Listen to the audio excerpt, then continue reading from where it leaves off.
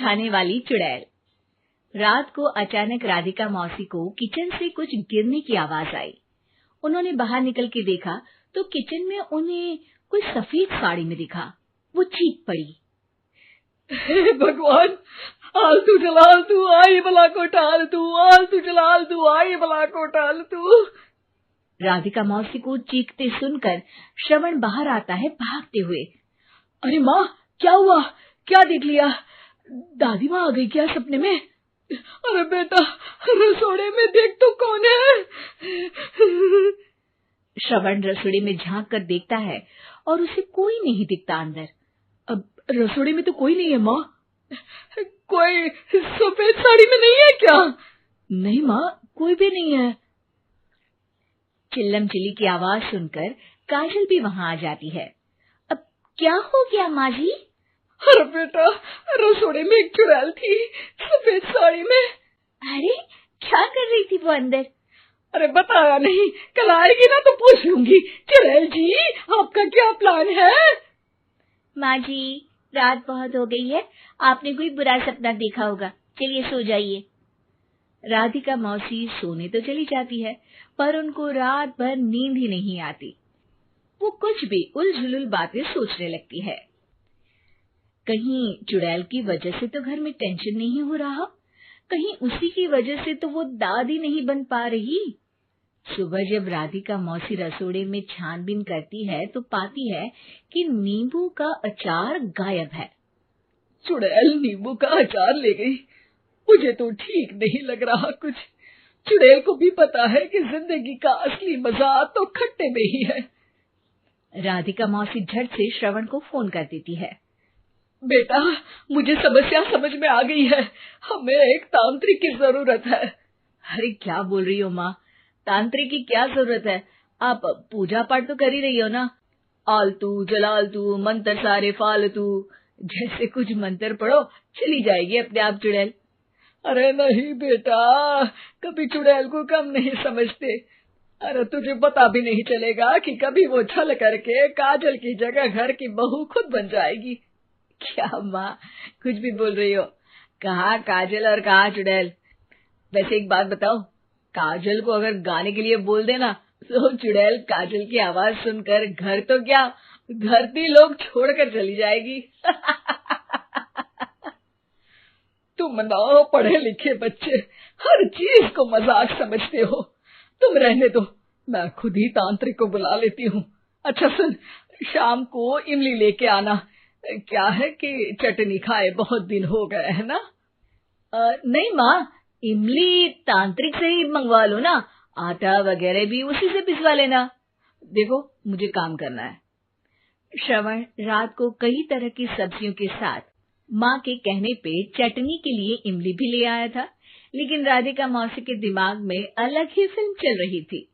उन्हें अब सिर्फ शक ही नहीं यकीन होने लगा था कि शायद चुड़ैल ने श्रवण पर अपना जाल बिछा दिया था, जिस वजह से श्रवण उनकी बात ही नहीं मान रहा था।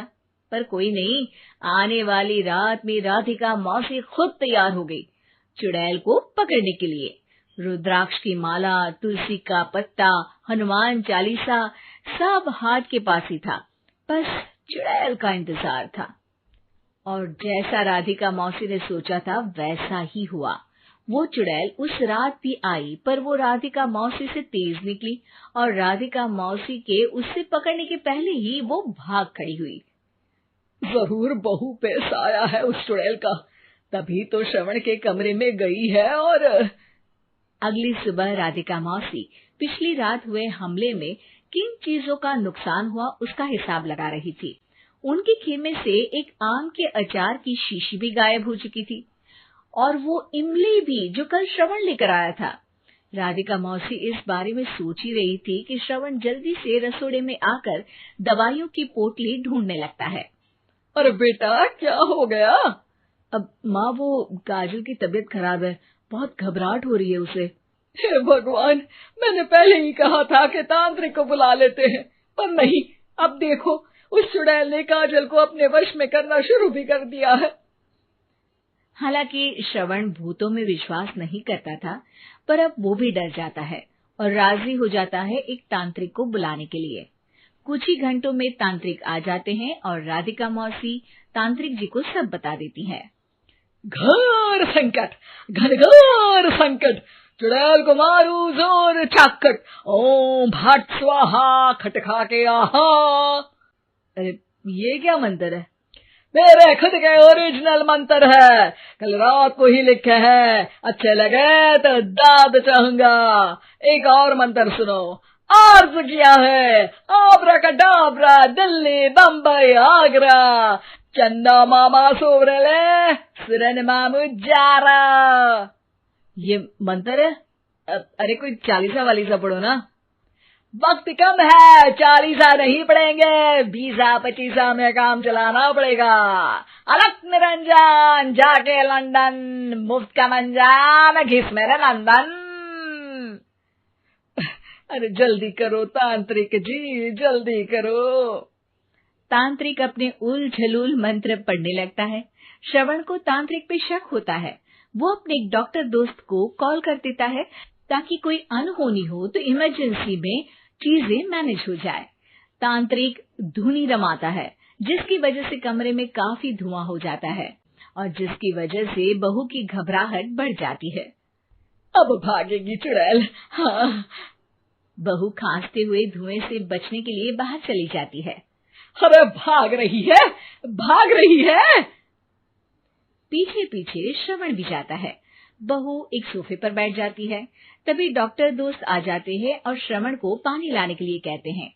थोड़े चेकअप के बाद डॉक्टर कहते हैं, मेरे हिसाब से जाप का काम पूरा हो गया है। क्या मतलब?